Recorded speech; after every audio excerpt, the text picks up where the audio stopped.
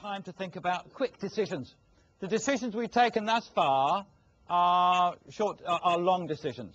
We've applied a ready, aim, fire structure to it. We've applied the option analyzer. But there will be times when you've got to take quick decisions. You've got only a matter of seconds or less than a second to make very important decisions. And there are things you've got to bear in mind. I want to demonstrate, if I can, a quick decision process. Now, imagine... this is a cricket bat. Now, this is topical, folks. This is topical. For those of you who don't know why it's topical, where have you been for the last 6 months? Now, we've got the World Cup coming up, and so I thought I'd show a little bit of my cricket prowess here and describe a particularly interesting quick decision that some people have to take. A lot of people will be taking in the World Cup. Now, imagine that this bat has got Zulu on it here. It's got Lance Klusener. Okay, I don't think this is his bat, otherwise I wouldn't have been able to lift it up. But this is one that he's got his name on. Now, imagine that Lance Klusener is now standing here, and he's now being bowled at by Brett Lee. Okay, Brett Lee bowls the ball 155 kilometers an hour. Okay, now that is quick. Okay, if it was on the freeway here, he'd be getting a speeding fine for doing that with a ball. So that is quick. Okay, bowls the ball 155 kilometers an hour. Now that ball leaves the bowler's hand and quite quickly arrives at the batsman's bat here. 150 kilometers an hour. It only has to travel 22 meters. Now I did that calculation earlier on, and my computer can manage that one. It actually leaves the bowler's hand, and then half a second later, it arrives at the bat. Half a second, that's this. Half a second later, leaves the bowler's hand, arrives at the bat, like that. Now, in that half second, Lance Klusener has got to take a very quick decision about what to do with this piece of leather hurtling at him at 150 kilometers an hour. If that was me, I'd know what decision. I'd be running in that direction very, very quickly.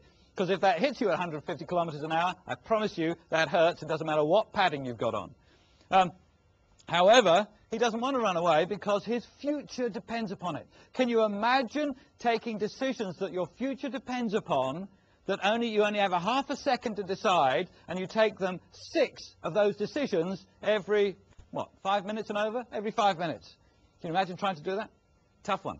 Okay, so now he's standing here, and he's got all sorts of different things he can do. When I was at school, the stance used to be like this, you know, the feet together. Remember this young men here? We used to stand with our feet together and our bat here. Nowadays, they do it altogether different. Lance Klusener stands something like this, you know. This is more like baseball than cricket, it is, you know. In any event, now he's got to take a very quick decision, whether to knock it over there somewhere, straight out for 6, or whether to just to stop the ball, or to let it go past him because it's not going to hit the wicket anyway. Now, he's got to make a very quick decision, and he's going to be thinking about a number of different things when he's taking that decision. And that all goes through his mind. Imagine how quick that all is going through his mind. Few things he's going to be thinking about. Firstly, anticipation. One of the golden rules of making quick decisions is not to be stumped with it, using another cricket terminology here. The ball's going to come down at him. He's got to make a quick decision. He anticipates. He's guessing what the bowler's going to do before that half-second quick decision comes in. He's watching the bowler's fingers. You know that? He's watching the bowler's fingers because if he can see where the bowler's fingers are on the ball, he will know what sort of ball is going to come at him, whether it's a full toss or whether it's a bouncer or whether it's a yorker or whatever.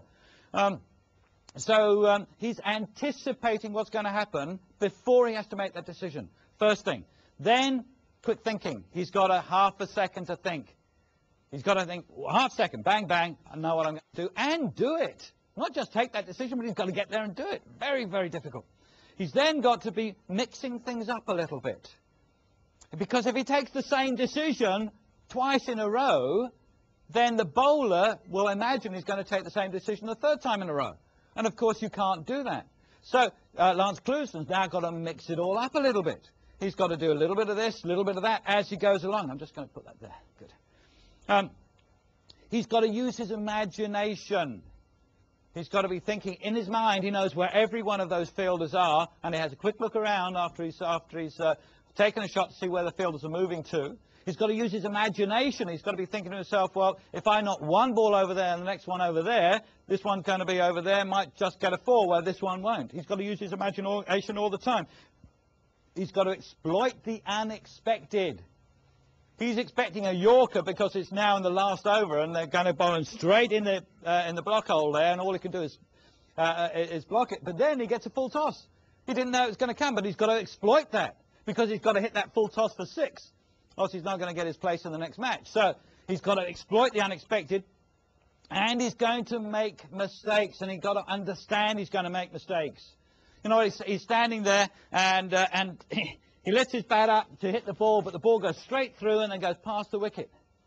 He was too late for it. He's made a mistake. You know what the batsmen do straight after they made a mistake? You know what they do? They walk away. Have you seen them do that? Walk away. Away. I don't want any more of that, they say. And, no, that's enough of that. But then, less than a minute later, they're back up here, getting ready then to take the stance again to knock the next one up. So he's got to do all of these things very, very quickly. When we make quick decisions, we should be applying exactly the same set of principles to our quick decision making. You are going to make quick decisions all the time, probably, and the more you make, the better you get at it, like anything else.